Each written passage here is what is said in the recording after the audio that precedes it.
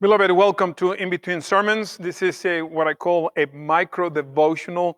We're trying to connect God's message from one Sunday to the next. Last Sunday, June the 28th, we were in Nehemiah chapter 5, and the Lord reminded us, or He gave us this message through His Word about the relationship that exists between our practices of Christian discipleship, the practices of the spiritual life, and our desire to see social justice taking place here on earth. There was a direct relationship, or there is a direct relationship, and that is because the Bible told us that with these practices, what the Lord is doing, He is providing for us both context and perspective, that we may participate in this life in the proper way. And I really hope that with this series, we have been um, taken by surprise when we consider the practice, the disciplines that we observe, like prayer and fasting and the study of God's word and worshiping together, or personally in private, that all of a sudden we realize, oh wow, I didn't know it was that high of a standard for these practices. It's not about just us getting entertained. It's not just about us finding satisfaction, temporary satisfaction, uh, because we like to study, for instance, or we like to sing, and that's as far as we get, as far as we go in terms of that is the purpose of these practices, these spiritual disciplines. The Lord is telling us that He, through those practices, He provides this context and perspective that we may engage in real change, that we may engage in real, in helping, in reality, in helping people.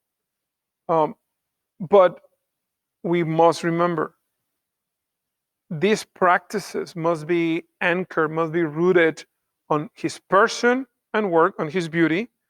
These practices should show us our own heart. Those are the two conditions. We must learn more about ourselves, our own sin, but also His work in us. We must learn more about who He is and what He does, redeem us because of His grace.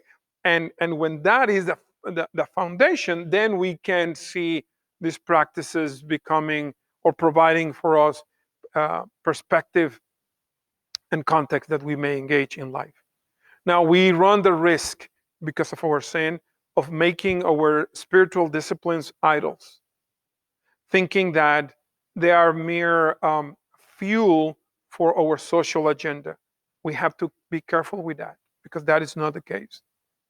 This coming Sunday, July the 5th, we're going to be in Nehemiah chapter 6. And here, the message, what Nehemiah is telling us, is, or he's speaking to us about this familiarity, this trust that exists between him and God, that he can actually pray to him in any moment, that he can pray to him and any moment, really, without any special arrangements, and that God answers, that God intervenes.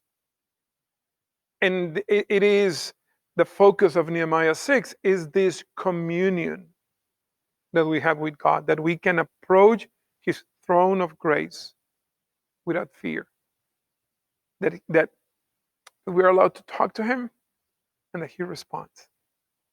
And in this communion with Him, there are benefits that we can enjoy. The benefit, once again, of being listened to and He responding. So it's not it's not an end in themselves. The spiritual disciplines, they are not just like spinach to make us strong, like Popeye. It's not like that. These disciplines provide for us a way to enjoy this communion with the triune God of the universe. And there are benefits of that communion. He listens to us. We can talk to Him. He responds. He intervenes. Beloved, I hope you can join us I hope you can come here to our building, to the sanctuary at 10:30, from 10:30 to 11:45. That's the worship service. If you cannot make it, no, of course we're going to have it online. Or the guys have been doing an amazing job here getting us ready for this Sunday in all the technology side of things. So I hope you at least can join us via the live stream. But know that we are open. Come, join us, give us the blessing of your presence. Either way, I hope that this coming Sunday, all of us can join together to worship the triune God of the universe and worship Him well, all because of Jesus Christ. Until then, I hope to see you. Until then, may He bless you and keep you. Ciao.